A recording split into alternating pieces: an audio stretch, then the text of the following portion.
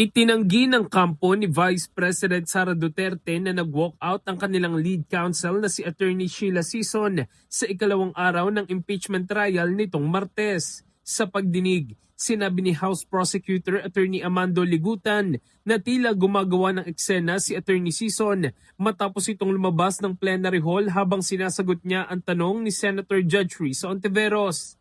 Pero sa press briefing, nilinaw ni Defense Spokesperson Attorney Michael Powa na hindi nag-walk out si Sison at nag-toilet break lamang ito. Hindi po totoo yun.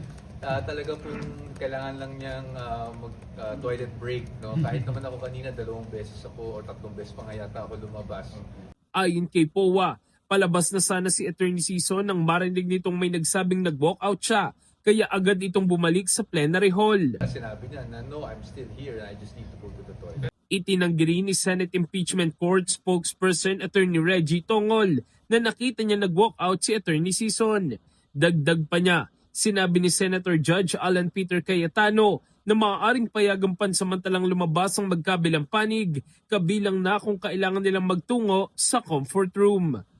In the heart of changing lives, ako si Brigada Jigo Custodio ng 105.1 Brigada News of Manila, the Music and News Authority.